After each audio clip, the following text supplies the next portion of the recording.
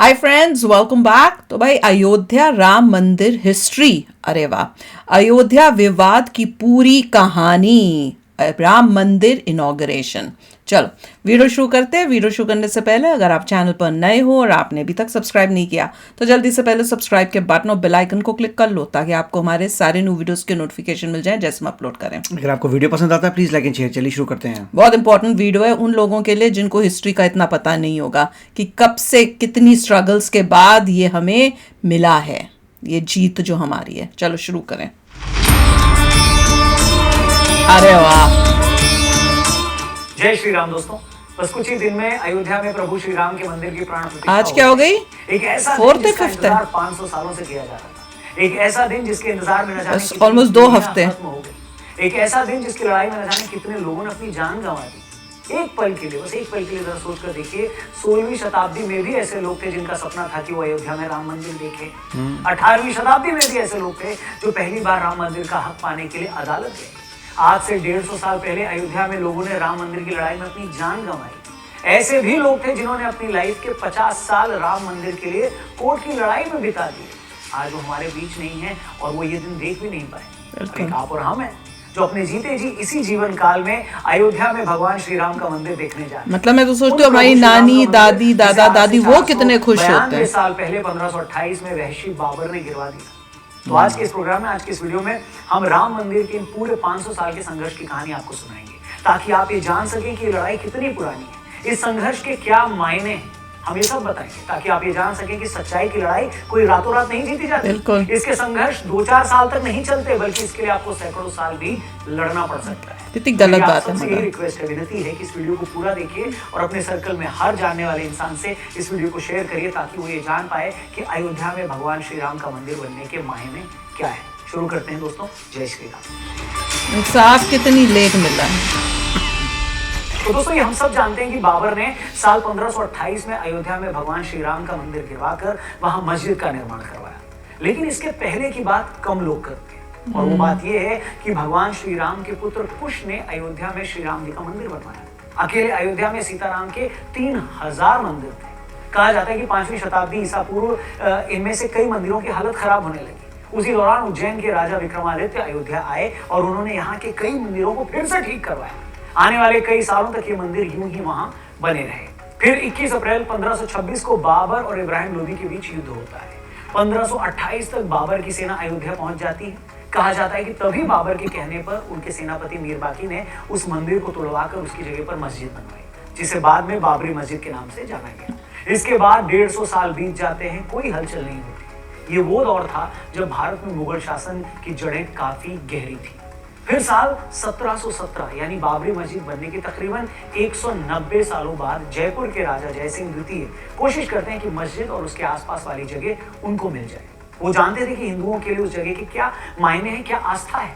जयसिंह के उस वक्त के मुगल शासकों से संबंध भी ठीक थे, मगर वो ऐसा नहीं कर पाते। लेकिन वो मस्जिद के पास ही एक राम चबूतरा बनवा देते हैं ताकि हिंदू वहां पर पूजा कर पाए। यूरोपियन जियोग्राफर जोसेफ टेफेनथेलर, जो खुद 1766 से 1771 के बीच इसी जगह पर थे, उन्होंने भी अपनी रिपोर्ट में राम चबूतरा होने की बात की तस्दीक की थी। ये वो वक्त था जब मुसलमान मस्जिद के अंदर नमाज पढ़ते थे और हिंदू बाहर राम चबूतरे पर पूजा किया करते थे। मगर मंदिर गिराए जाने के 250 सालों बाद भी हिंदू इसको भूले नहीं थे। यूं तो अयोध्या में भगवान श्री राम के हजारों मंदिर थे, मगर वो ये बात नहीं भुला पा रहे थे कि भगवान श्री राम के जन्म स्थान की जगह मंदिर तोड़कर मस्जिद कैसे बना दी गई। 1813 में पहली बार हिंदू संगठनों ने दावा किया कि बाबर ने 1528 में राम मंदिर तोड़कर मस्जिद बनाई थी। माना जाता है कि फैजाबाद के अंग्रेज अधिकारियों ने भी मस्जिद में हिंदू मंदिर जैसी कलाकृतियों के मिलने का जिक्र अपनी रिपोर्ट में किया था। पूर्व आईपीएस अधिकारी किशोर कुणाल ने अपनी किताब अयोध्या रिविजिटेड में इस वाकये का जिक्र भी किया है। इसके बाद 1838 में British surveyor Montgomery Martin ने एक रिपोर्ट दी कि मस्जिद में जो पिलर्स हैं वो मंदिर से ही लिए गए। रिपोर्ट सामने आने के बाद काफी हंगामा हुआ। हिंदुओं के दावे के बाद से विवादित जमीन पर नमाज के साथ साथ पूजा भी होने लगी। 1853 में अवध के नवाब वाजिद अली शाह के समय पहली बार अयोध्या में सांप्रदायिक हिंसा हुई। इसके बाद भी 1855 तक हिंदू और मुसलमान एक ही जगह पूजा और नमाज अदा करते रहे। 1855 के बाद मुस्लिमों को मस्जिद में प्रवेश की इजाजत मिली, लेकिन हिंदू अंदर नहीं जा सकते थे। ऐसे में हिंदुओं ने मस्जिद के मुख्य गुंबद से 150 फीट दूर बनाए राम चबूतरे पर पूजा करनी शुरू कर दी। इसके बाद 1885 में, यानी आज से तकरीबन 138 साल पहले, यह मामला अदालत पहुंचा। उस वक्त निर्मोही अखाड़े के महंत रघुबर दास ने राम चबूतरे पर छतरी लगाने की अर्जी की, जिसे अदालत ने ठुकरा दिया। मगर इस एक घटना से हमें यह पता चलता है कि निर्मोही अखाड़ा कब से राम मंदिर की लड़ाई लड़ रहा है। इसके बाद 1934 में अयोध्या में फिर दंगे होते हैं और इस दौरान बाबरी मस्जिद की एक दीवार टूट जाती है, जिसे बाद में फिर बनवा दिया जाता है, मगर वहां नमाज बंद हो जाती है। आप देख रहे हैं कि ये वो दौर था जब देश पर अंग्रेजों की हुकूमत थी। उस वक्त की कांग्रेस के एजेंडे में भी कहीं राम मंदिर नहीं था, न उस वक्त का संघ इतना मजबूत था, मगर देश की जनता, प्रभु राम के भक्त बाबर के मस्जिद बनवाने के 400 साल बाद भी अपने हक की लड़ाई लड़ रहे थे उस टाइम। तब जब न देश में अपनी सरकार थी, न मीडिया आजाद था, न धार्मिक संगठनों की कोई लामबंदी थी। सिर्फ और सिर्फ आम राम भक्तों का वो जुनून था, वो भक्ति थी, जो अपनी जान की बाजी लगाकर भी हर दिन श्री राम जी के मंदिर के लिए लड़ाई लड़ रहे थे। इस बीच आता है साल 1947, देश आजाद हो जाता है। उस वक्त तक मस्जिद सिर्फ शुक्रवार को ही खुलती थी और राम चबूतरे पर भगवान राम की मूर्ति थी, जहां लोग पूजा करते थे। देश आजाद होते ही लोग ये मानने लगे थे कि हमें आजादी मिल गई है तो अब राम मंदिर बन ही जाएगा। मगर उस वक्त के किसी बड़े कांग्रेसी नेता की बातों से ऐसा नहीं लगता कि वो राम मंदिर बनाने या उसकी लड़ाई को लेकर गंभीर थे। उल्टे 1949 में कुछ ऐसा हुआ जिसने बहुत सारे लोगों को हैरान कर दिया। 23 दिसंबर 1949 की सुबह विवादित ढांचे के अंदर से घंटियों की आवाज आने लगती है। पता लगता है कि वहां श्री राम जी की पूजा हो रही है। हिंदू पक्ष दावा करता है कि बीते रात अचानक मंदिर में प्रभु राम की मूर्ति प्रकट हो गई। मुस्लिम पक्ष कहता है कि मूर्ति को रात के अंधेरे में जबरन रखा। घटना की जानकारी मिलने के बाद दोनों पक्ष के लोग भारी तादाद में वहां जुटने लगते हैं। मामला इतना बढ़ जाता है कि बात उस वक्त के प्रधानमंत्री जवाहरलाल नेहरू के पास चली जाती है। वो डिस्ट्रिक्ट मजिस्ट्रेट के नायर को आदेश देते हैं कि मूर्ति को वहां से हटाकर पहले जैसी स्थिति बहाल की जाए, जिस पर के नायर हाथ खड़े कर देते हैं। उनका कहना था कि यहाँ इतनी भीड़ है कि अगर मूर्ति हटाई गई तो स्थिति बेकाबू हो जाएगी। वैसे भी एक बार वहां मूर्ति रख दी गई है तो कोई पुजारी मूर्ति को हटाने के लिए तैयार नहीं हो। कहते हैं उसके बाद 27 दिसंबर को के नायर के पास दूसरी चिट्ठी आती है और उनसे फिर से वैसा ही करने के लिए कहा जाता है। इसके जवाब में के नायर इस्तीफा दे देते हैं। मगर अपने इस्तीफे के साथ ही वो सरकार को ये सलाह देते हैं कि मूर्ति को हटाने की बजाय वहां जालीनुमा गेट लगा दिया जाए। कहते हैं नेहरू जी को ये बात पसंद आती है और वो ऐसा करने के लिए उन लोगों से कहते हैं और के नायर का इस्तीफा मंजूर नहीं करते। इसके बाद 1950 में हिंदू महासभा के वकील गोपाल विशारद ने फैजाबाद जिला अदालत में अर्जी दाखिल कर रामलला की मूर्ति की पूजा का अधिकार देने की मांग की। इसके बाद अगले 35 सालों तक हिंदू पक्ष और सुन्नी वक्फ बोर्ड अपने अपने तरीके से उस जगह को अपने हवाले करने का दावा अदालत में करते हैं, मगर कुछ होता नहीं। फिर 1980 में बीजेपी के सामने आने के बाद राम मंदिर अब ये हमारा टाइम आया, चीजें बदलने लगती है। ये वो वक्त था जब संघ, विश्व हिंदू परिषद और बीजेपी सभी अपने अपने तरीके से राम मंदिर आंदोलन को तेज करने में लग जाते हैं। 1984 में अडवाणी, मुझे याद है स्पीच में एक कार्यक्रम करके ये लोग राम मंदिर के लिए सीतामढ़ी से अयोध्या तक रथ यात्रा निकालने का भी कार्यक्रम बनाते हैं। मगर 1984 में इंदिरा गांधी जी की हत्या के बाद ये कार्यक्रम टाल देते हैं। फिर आता है साल 1986। तब कुछ ऐसा होता है जिसके बाद राम मंदिर आंदोलन की पूरी दिशा ही बदल जाती है। आपको याद होगा शाहबानो केस में जब सुप्रीम कोर्ट शाहबानो के पति को उसे गुजारा भत्ता देने के लिए कहती है तो बहुत सारे मुस्लिम भड़क जाते हैं और उसे अपने मजहब के खिलाफ इस फैसले को मानते हैं। उस वक्त के प्रधानमंत्री राजीव गांधी मुसलमानों को खुश करने के लिए संसद में कानून लाकर सुप्रीम कोर्ट के उस फैसले को पलट देते हैं। राजीव गांधी जी के इस कदम से फिर हिंदू नाराज हो जाता है, वो इसे मुस्लिम तुष्टीकरण मानते हैं। इसके बाद राजीव गांधी जी हिंदुओं को खुश करने के लिए बाबरी मस्जिद का ताला खुलवाकर वहां पूजा अर्चना शुरू करवाते। अब राजीव सरकार के इस फैसले से मुस्लिम नाराज हो जाते हैं और 6 फरवरी 1986 को मुस्लिम लीडर्स मिलते हैं और बाबरी मस्जिद एक्शन कमेटी बना देते हैं। फिर इसके बाद के सालों की डिटेल में मैं ज्यादा नहीं जाऊंगा, मगर जो दर्शक हमारे नहीं जानते उन्हें मैं बता दूं कि इसके बाद के सालों में लाल कृष्ण आडवाणी जी सोमनाथ से अयोध्या के लिए 10,000 किलोमीटर की रथ यात्रा निकालते हैं। रथ यात्रा के दौरान बिहार के समस्तीपुर में आडवाणी जी को गिरफ्तार कर लिया जाता है। फिर जिस दिन अयोध्या में रथ यात्रा का समापन होना था उस दिन बहुत बड़ी संख्या में कार सेवक अयोध्या पहुंचकर विवादित ढांचे पर झंडा फहरा देते हैं। भीड़ को काबू करने की कोशिश में उस वक्त की मुलायम सरकार कार सेवकों पर गोलियां चलवा देती है, जिसमें कई कार सेवक शहीद हो जाते हैं। इसके बाद आता है वो दिन जिसे बहुत सारे लोग शौर्य दिवस और बहुत से लोग काला दिवस के तौर पर मनाते हैं। तारीख थी 6 दिसंबर 1992। 2 लाख कार सेवक अयोध्या पहुंच जाते हैं। उस वक्त कल्याण सिंह यूपी के मुख्यमंत्री थे और पीवी नरसिम्हा राव देश के प्रधानमंत्री। कहते हैं कार सेवकों के वहां पहुंचने से पहले कल्याण सिंह ने अदालत को यह भरोसा दिया था कि वो ढांचे को कोई नुकसान नहीं होने देंगे। साथ ही यह भी कहा जाता है कि कल्याण सिंह ने पुलिस को भी आदेश दिए थे कि वो भीड़ पर गोली न चलाए। लेकिन इतने सारे लोगों के वहां पहुंचने के बाद वही हुआ जो होना था। 6 दिसंबर 1992 को दोपहर 1:55 पर पहले एक गुंबद गिराया गया, फिर 1.5 घंटे बाद दोपहर 3:30 बजे के करीब दूसरा गुंबद गिराया गया और शाम 5 बजे तक तीनों गुंबद गिरा दिए गए। इस घटना के महज 1.5 घंटे बाद यूपी में राष्ट्रपति शासन लगा दिया गया। कल्याण सिंह ने अपने पद से इस्तीफा दे दिया। इसके बाद हुए दंगों में तकरीबन 1000 लोगों ने अपनी जानें गंवाई। मुंबई में हुए सांप्रदायिक दंगों में भी 900 लोगों ने अपनी जान गंवाई। इसके 7 साल बाद तक अदालत में इस मामले को लेकर शांति छाई रही, मगर 90 के दशक में बीजेपी के दोबारा केंद्र में आने के बाद तमाम हिंदू संगठन राम मंदिर आंदोलन को लेकर फिर से अति सक्रिय हो गए। पहले देश भर में चल रहे मामलों को एक जगह लाया गया। बाद के सालों में एएसआई को, आर्कियोलॉजिकल सर्वे ऑफ इंडिया को इस मामले की जांच करने को कहा गया ताकि पता लगाया जा सके कि वहां पहले क्या था। एएसआई ने अपनी रिपोर्ट में ये साफ कह दिया कि जिस जगह विवादित ढांचा था उसके नीचे मिले अवशेषों से ये साबित हमने वीडियो की भी थी वहां एक पहले हिंदू उस टाइम थे। एएसआई की ये रिपोर्ट ऐसा पहला साइंटिफिक फैक्ट था जिसके बाद ये सच में साबित हो रहा था कि वहां हिंदू मंदिर ही था।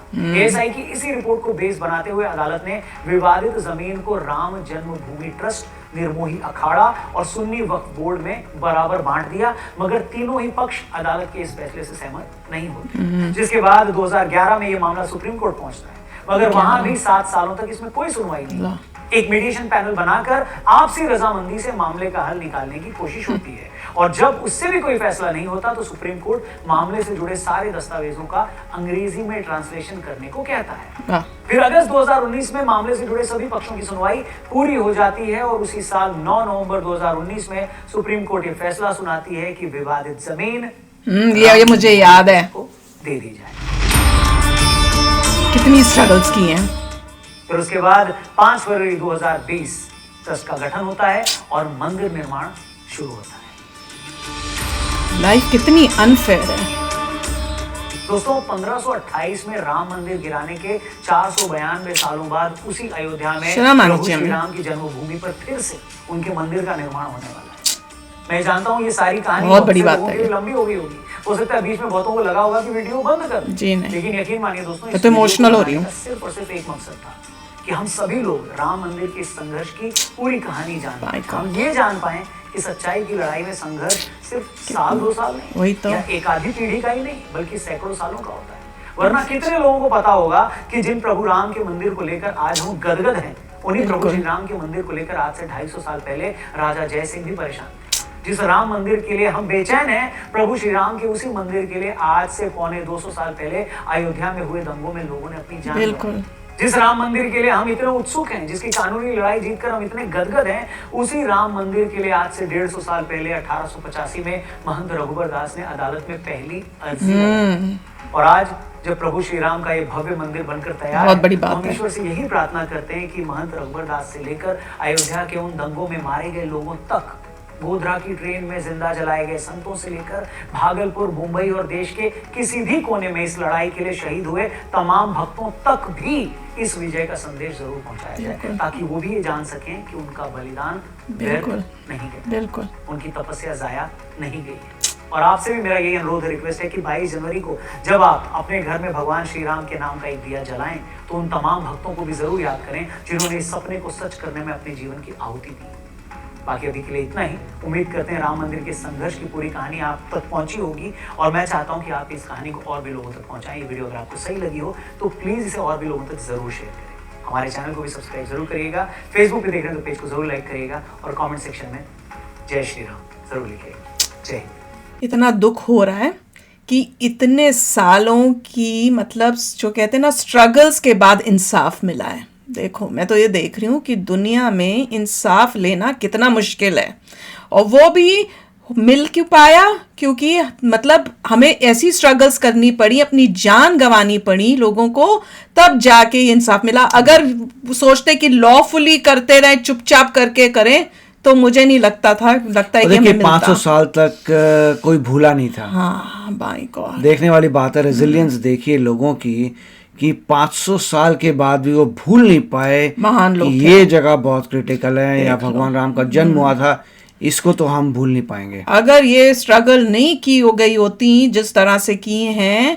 और लोगों ने जाने नहीं गवाई होती, ये राम मंदिर नहीं बनना था। देख लो स्टोरी पूरी पीछे की देख के, ये सब जो अगर आप जो दंगे टाइप करवा कर हुए या वो सब हुए उसी वजह से ये मिला। अगर सोचते कि पीसफुली हमें मिल जाए, मुझे नहीं लगता मिलता, क्योंकि जितनी बारी पीसफुली गए हैं, कोर्ट के पास गए थे, हर बारी जो है लटकाया ही गया, इंसाफ नहीं मिल रहा था। पर जो भी है एटलीस्ट एंड में, अब मैं तो कह रही हूँ बहुत खुश नसीब है हम लोगों को इस वीडियो के बाद। पहले जितना रियलाइज हुआ था उससे 3 गुना ज्यादा रियलाइजेशन हो रहा है कि ये कितनी बड़ी बात है, इतने स्ट्रगल्स के बाद, इतना सब कुछ और के बाद। नजर भी आ रहा था कि अयोध्या की हालत कितनी खराब हो चुकी थी, सिटी कितनी की खराब करती थी। इन सब चीजों में बिल्कुल। अयोध्या का बहुत लॉस हो रहा था।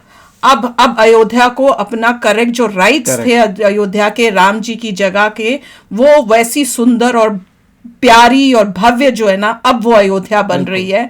आज मिला है इंसाफ। ये जब पूरी तैयार होके बनेगी तब कहेंगे कि इंसाफ मिला है। और जिन जिन लोगों ने अपनी जान गंवाई है उनको तो हमें नमन करना चाहिए कि उनकी स्ट्रगल्स की वजह से आज हमें ये इतना खुशी का दिन मिल रहा है यार। तो चलो आप भी शेयर करना अपने थॉट्स। चलते हैं, मिलेंगे नेक्स्ट वीडियो में बहुत ही जल्द। Till then take care and bye bye.